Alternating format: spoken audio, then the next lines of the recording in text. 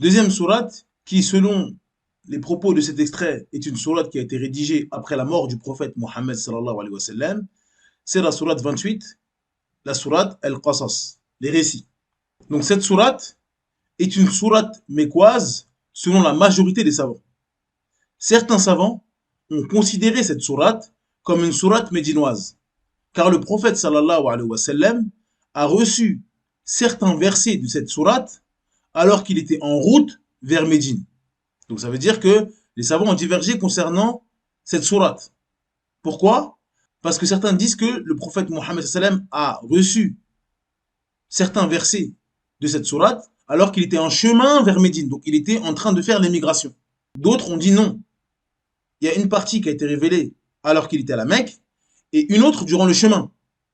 Et donc comme c'est dans le chemin, il n'a pas encore émigré, donc il n'est pas à Médine, donc ça reste une sourate mécoise. Donc la divergence, elle est dans le fait de savoir si c'est une sourate médinoise ou mécoise. Mais tous les savants savent quand cette sourate a été révélée. Et donc c'était à la fin de la période mécoise et au moment où le prophète Mohammed sallallahu alayhi wa sallam était en train de faire la hijra, donc d'émigrer vers Médine.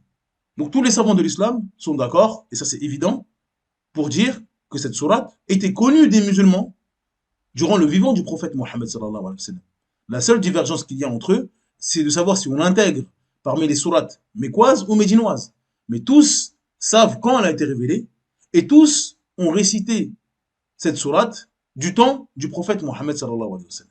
Allah Azza wa Jal dit إنك لا تهدي من أحببت ولكن الله يهدي من يشاء وهو أعلم بالمهتدين. dans la sourate 28 au verset 56, d'après la traduction approximative, Allah Azza wa Jal dit tu, c'est-à-dire ô Mohammed, tu ne guides pas celui que tu aimes, mais c'est Allah qui guide qui il veut. Il connaît mieux cependant les bien guidés. D'après Abu Hurairah radhiyallahu anhu, le messager d'Allah sallallahu alayhi wa sallam a dit à son oncle dis la ilaha illallah, c'est-à-dire il n'y a aucune divinité qui mérite adoration en dehors d'Allah. Je témoignerai en ta faveur le jour du jugement. Il répondit si ce n'était que Quraysh ne se moque de moi en disant que c'est la peur qui me pousse à cela, je l'aurais dit pour te satisfaire. Alors Allah le Tout-Puissant révéla tu ne guides pas celui que tu aimes, mais c'est Allah qui guide qui il veut. Donc dans ce verset, Allah Azza wa Jal s'adresse à son messager en lui disant ô Mohammed, tu ne guides pas celui que tu aimes. Pourquoi? Parce que nous, en tant qu'êtres humains, on a des gens qu'on aime plus que d'autres. Les membres qui ont grandi avec nous, qui sont occupés de nous, forcément, on aura plus d'affection que des gens qu'on ne connaît pas. Et donc le prophète Mohammed sallallahu alayhi wa sallam, il avait une grande affection pour son oncle Abu Talib. Pourquoi? Parce que c'est lui qui s'est occupé de lui quand il était jeune, c'est lui qui l'a défendu contre les mécréants de la Mecque, et donc forcément il avait une affection toute particulière vis-à-vis de son oncle. Et donc quand il était sur son lit de mort, Abu Talib, le prophète Mohammed sallallahu alayhi wa sallam le visitait très souvent. Et il le visitait pour le faire entrer dans l'islam, en lui disant oh mon oncle, atteste, dis la ilaha illallah, sois un musulman. Et Abu Talib, il refusait, car il avait peur de ce que les Quraysh allaient dire, et il y avait des Quraysh aussi qui le visitaient pour lui dire ne délaisse pas la religion de Abd al-Muttalib, etc. Et donc il est mort sur la mécréance, et il n'a pas accepté l'islam.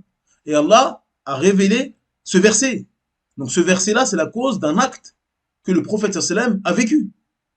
Et Allah lui dit, ô Mohammed, tu ne guides pas ceux que tu aimes. C'est Allah qui guide les gens. Nous, on fait les efforts. Nous, on éclaircit la religion aux gens.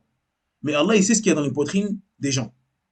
Et Allah, il guide qui il veut parmi ses serviteurs, car il sait ce que nous, on ne sait pas. Allah, il est sage. Et c'est pour ça qu'Allah, il finit le verset en disant, Allah connaît mieux cependant les bien guidés. Allah, il sait qui mérite la guidée. Alors que nous, on ne sait pas. Nous, on doit exposer le message le plus clairement possible. Il y a des gens qui vont accepter, il y a des gens qui vont refuser.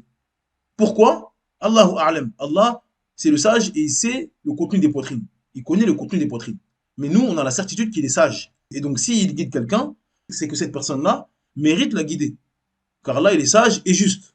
Et si une personne meurt sur la mécréance, c'est qu'il mérite cela. Pourquoi? Parce qu'Allah, il est sage et il est juste. Et donc, dans ce noble hadith qui nous explique la cause de la révélation de ce verset, le compagnon Abu Hurairah radhiyallahu anhu, qui est mort en 678, il nous informe que le verset 56 de la sourate Al-Qasas, donc une sourate qui n'est pas censée exister, du vivant du prophète Mohammed sallam et à l'époque d'Abu Hurairah radhiyallahu anhu, il nous explique l'histoire et la cause de la révélation de ce verset.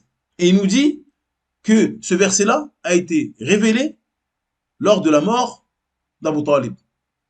Quand le prophète Mohammed sallam a fait des efforts pour qu'il rentre dans l'islam, et il n'a pas accepté l'islam, et il n'est pas entré dans l'islam, et il est mort sur la mécréance.